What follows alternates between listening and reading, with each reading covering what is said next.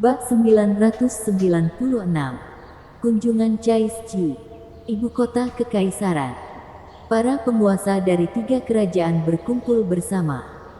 Setelah Louis Lu memasuki ibu kota kerajaan, dia menyadari betapa kejamnya persaingan ini. Melihat daftar yang diumumkan di bawah menara, Louis Lu tidak bisa menahan nafas. Di antara 3 orang yang bersaing denganku, hanya aku yang tersisa. Di kota Qingzhou ada 54 master yang bersaing untuk mendapatkan tempat. Tapi hanya tersisa belasan orang. Tentu saja banyak dari mereka yang bahkan belum berhasil melewati alam roh. Itu benar-benar tergantung pada keberuntungan. Louis Lu juga ingat bahwa pemuda yang berjalan bersamanya itu lumayan baik. Yang tidak diduga adalah Zhou Fiyi juga tersingkir. Memikirkan apa yang dialami sebelumnya. Tampaknya ujian kondisi pikiran juga hebat. Tidak heran, Raja Qingzhou mengatakan bahwa setelah dia bersaing untuk mendapatkan posisi teratas, dia dapat menegosiasikan persyaratan dengan Ratu Qin. Belasan pesaing yang tersisa di Qingzhou diatur ke sebuah restoran yang agak mewah di kota. Di restoran akan ada beberapa pejabat yang datang. Karena orang yang bisa datang ke sini semuanya adalah orang yang kuat atau berasal dari keluarga kaya. Jika dapat menjalin hubungan baik dengan mereka, bahkan direkrut mereka, masa depanmu tidak akan terbatas. Louis Lu kembali ke kamar dan duduk bersila di tempat tidur. Tidak menyangka setelah kombinasi segel api suci dan jiwa naga, itu bisa menjadi segel api kaisar. Jika tidak mengandalkan segel api suci, dikhawatir Sky God pasti sudah menelannya. Tapi tujuan kali ini adalah menyelamatkan selir Yuni dan Ratu Qin pasti sudah menyadarinya. Tujuan dari perjalanan ini adalah untuk menyelamatkan selir Yuni. Dan sepertinya harus lebih cepat lagi. Saat Louis Lu berpikir, kekuatan aneh menghantamnya dengan gila. Tanpa ragu Louis Lu melepaskan jiwa dewa. Dengan mudah menghalau kekuatan yang tak bisa dijelaskan ini. Setelah itu pintu didorong terbuka. Dan terdengar tawa. Ya, aku tidak menyangka jiwa dewamu begitu kuat.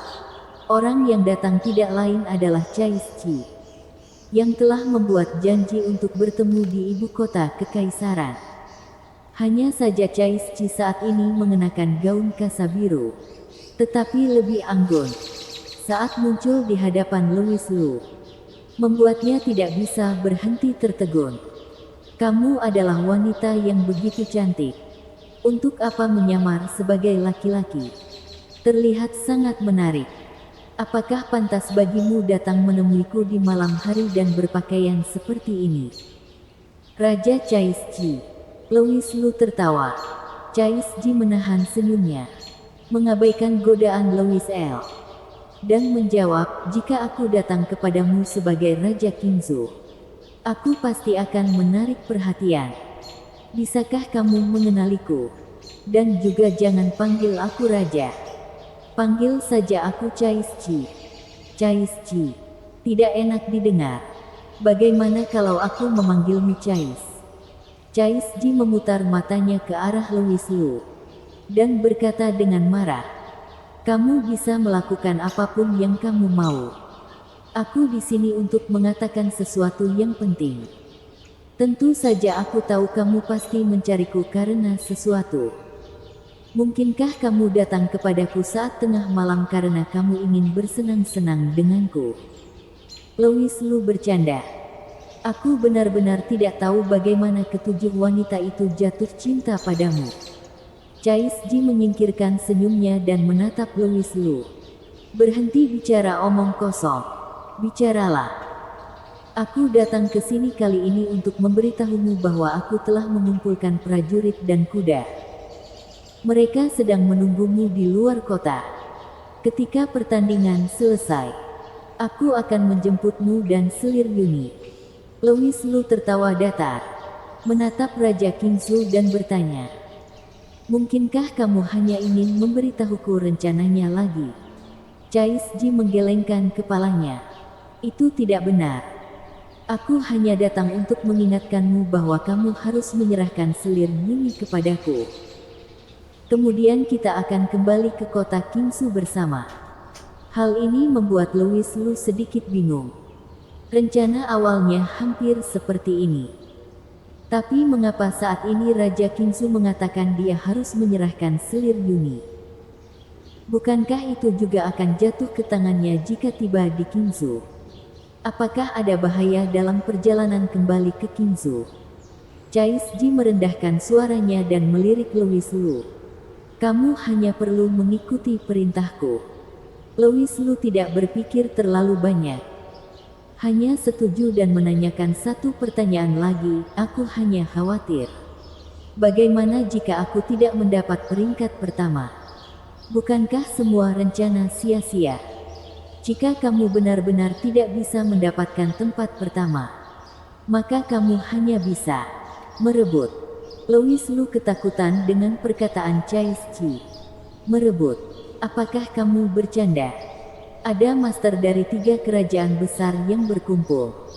Jika merebutnya, bukankah sama saja dengan mencari mati? Ketika saatnya tiba aku akan mengaturnya. Ingat, kamu harus mengantarkan selir Yuni kepadaku. Melihat ekspresi Chais Ji, Louis Lu menghela nafas. Oke. Aku mengerti hubungan kalian. Aku akan mengirim selir Yuni kepadamu. Chais Ji melihat sekeliling dan berkata kepada Louis Lu. Karena tidak ada lagi hal ini, aku akan pergi dulu. Aku akan mengirim seseorang untuk memberitahumu tentang tempat selir Yuni tinggal. Jika bisa, maka kamu bisa menyelinap ke istana dan apakah kamu bisa mengeluarkan selir Yuni? Kamu bisa menyamar. Kamu hanya perlu menyelesaikan tugas ini. Begitu. Apakah kamu ingin minum 1 atau 2 gelas? Dia baru mengangkat kepala. Tapi Raja Qingsu telah menghilang. Louis Lu tidak dapat mengetahuinya. Chais Ji berulang kali menekankan bahwa dia ingin Louis Lu membawa selir Yuni kepadanya. Apa niatnya? Jika itu benar-benar persaudaraan, tidak akan seperti ini bukan? Atau apakah ada rahasia tentang selir Yuni yang didambakan oleh Raja Qingsu dan Ratu Qin? Dalam beberapa hari terakhir, Louis Lu benar-benar percaya pada kata-kata Raja Qingsu. Tapi hari ini, Louis Lu tidak menganggapnya serius. Dan bahkan sedikit mewaspadai Raja Qingsu.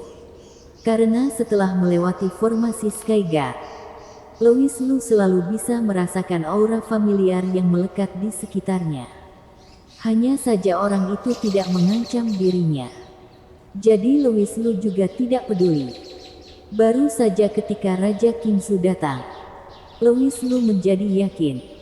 Orang yang berdiri di sampingnya adalah Raja Qingsu. Gadis kecil ini, sepertinya tidak sesederhana itu.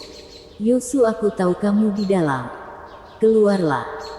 Louis Lu tiba-tiba mendengar suara familiar di luar pintu. Mengapa begitu banyak orang datang mencarinya dalam satu malam? Mengapa suara ini terdengar begitu akrab? Tapi, tidak ingat lagi. Louis Lu membuka pintu. Melihat wajah gadis itu memerah dan menatapnya dengan marah. Kenapa kamu? Bukankah kamu hanya ilusi di roh alam?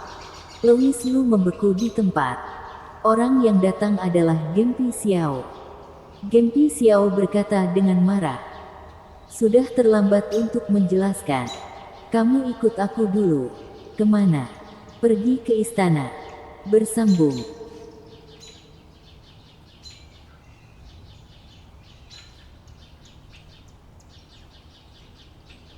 Bab 997. Berlatih denganku. Louis Lu tidak terlalu banyak berpikir dan mengikuti Gempi Xiao sepanjang jalan. Dia merasa bahwa alam roh dan kerajaan api suci tidak sesederhana yang terlihat di permukaan. Seolah-olah seseorang telah mengatur segalanya. Tanpa disadari, dia terlibat di dalamnya. Di ruangan saat ini hanya ada dua orang, Louis Lu dan Gempi Xiao. Gempi Xiao memakai satu set jubah naga emas. Meskipun dia berpikir bahwa gadis di depannya memiliki hubungan dekat dengan Ratu Qin, Louis Lu tidak pernah berpikir bahwa gadis kecil yang baru berusia 17 atau 18 tahun ini sebenarnya adalah Ratu Qin.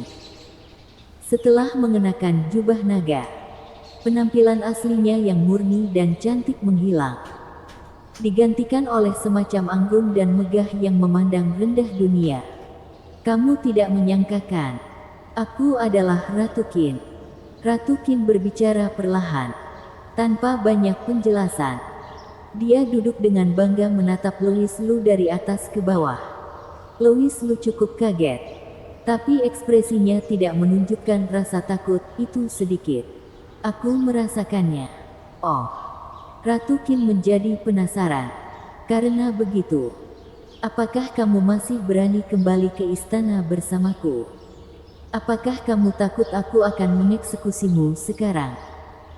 Louis Lu menggelengkan kepalanya dan berkata sambil tersenyum, jika kamu benar-benar ingin membunuhku, mengapa repot-repot membiarkanku datang ke istana?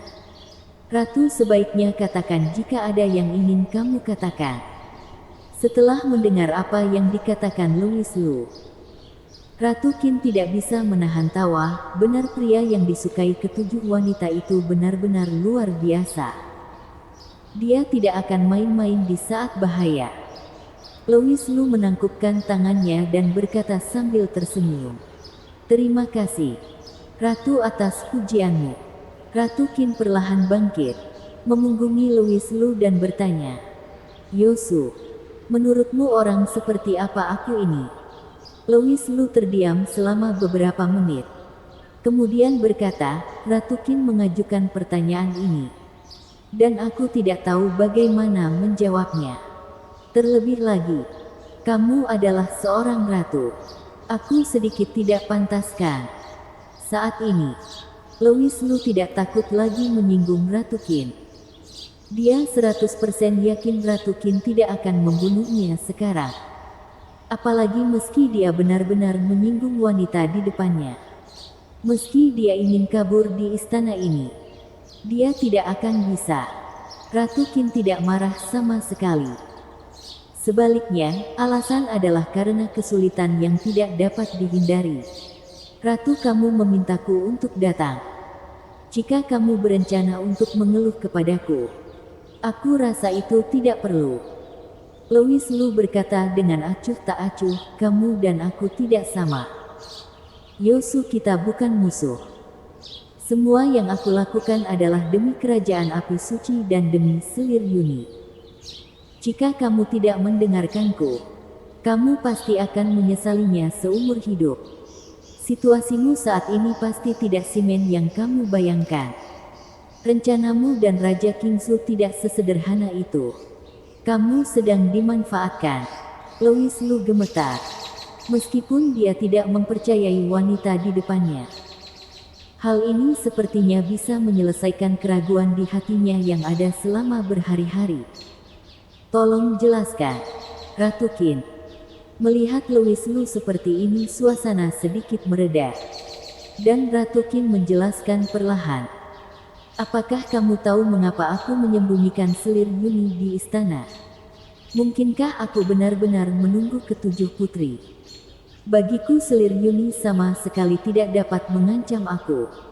Aku dapat sepenuhnya membunuh selir Yuni secara langsung. Mengapa aku tidak melakukan itu? Percaya atau tidak, selir Yuni dan aku tetap bersaudara apapun yang terjadi. Aku tidak akan melakukan hal jahat padanya. Aku tidak mengerti. Louis Lu menggelengkan kepalanya. Ratu Qin melanjutkan, aku tahu kamu tidak mengerti. Karena semua yang telah aku lakukan selama bertahun-tahun dapat dihancurkan di pertandingan imperial. Selir Yuni bukan hanya selir kerajaan-kerajaan api suci. Dia memegang harta kerajaan api suci selama ribuan tahun. Dan putri 7 adalah kunci harta karun itu. Harta karun. Louis Lu mengerutkan kening dan bertanya dengan rasa ingin tahu. Apa yang akan kamu lakukan sekarang? Paksa selir Yuni untuk memberimu harta itu. Ratu Qin menggelengkan kepalanya, kamu salah. Mengapa aku menginginkan harta itu? Aku hanya ingin kerajaanku hidup damai dan sejahtera. Dan orang-orang dapat hidup dan bekerja dalam damai. Hanya saja beberapa orang mendambakan harta itu. Jadi aku tidak punya pilihan selain menyembunyikan selir Yuni. Meskipun Ratu Qin mengungkapkan kata-kata ini dengan penuh semangat dan menyentuh Louis Lu. Tetapi Louis Lu bukanlah orang bodoh. Ratu, mengapa kamu berbicara begitu banyak kepadaku? Ratu Qin berbalik dan menatap Louis Lu. Karena semuanya bergantung padamu. Aku tahu bahwa Raja Qingsu sudah memanggil pasukan ke luar kota. Dia telah berhubungan dengan Raja Kerajaan Air Langit sepanjang tahun dan telah menunggu segel api suci, yaitu kemunculan putri ketujuh. Dia sudah membuat rencana. Setelah pertandingan selesai, dia akan bergabung dengan Kerajaan Air Langit dan berkonspirasi. Menurunkan Kerajaan Api Suciku dalam satu gerakan dan menjadi kaisar. Dan syarat yang dia tawarkan adalah harta Kerajaan Api Dewaku, selir Yuni dan ketujuh putri. Mendengar ini Louis Lu langsung berdiri. Dengan perasaan campur aduk di hatinya. Dan rasa takut langsung menghantam Louis Lu. Jika apa yang Ratu Qin katakan itu benar, maka semuanya sesuai. Pantas saja Raja Qingsu berulang kali ingin dirinya mengantarkan selir Yuni padanya. Yang lebih menakutkan adalah sekarang Rory ada di tangan Raja Qingsu. Aku sangat bodoh. Bagaimana membiarkan Rory mengalami hal seperti itu? Melihat ekspresi Louis Lu, Ratu Qin sudah tahu segalanya. Alasan mengapa aku memberitahumu adalah karena aku sudah mendekati akhir hidupku. Teknik kultivasi yang aku praktikkan harus mengandalkan segel api suci untuk bertahan hidup. Setelah bertahun-tahun, umurku juga akan berakhir. Kalau aku mati, kerajaan api suci ini pasti akan jatuh ke tangan penjahat. Lalu, Louis Lu menelan ludah dan bertanya, jika yang kamu katakan itu benar, apa yang bisa aku lakukan sekarang? Hanya bercanda. Kamu tidak bermaksud membiarkanku menghadapi penguasa Kerajaan Air Langit dan Raja Qingsu sendirian, bukan? Ratu Qin berkata, sekarang kamu memiliki segel api kaisar di tanganmu, yang dapat menggerakkan segel api. Raja Qingsu pasti tidak mengetahui hal ini. Tidak tahu metode apa yang akan digunakan Kerajaan Air Langit. Tapi dengan segel api kaisar di tangan, tidak mudah bagi Kerajaan Air Langit untuk memindahkan kita. Aku bisa mengerti tentang ini. Bagaimana dengan poin kedua? Louis Lu sudah sepenuhnya memahami bahwa apa yang dikatakan wanita di depannya bukanlah hal yang tidak masuk akal. Tetapi untuk beberapa alasan, dia tidak bisa menyukai wanita ini. Poin kedua adalah, lakukan kultivasi ganda bersamaku. Bersambung.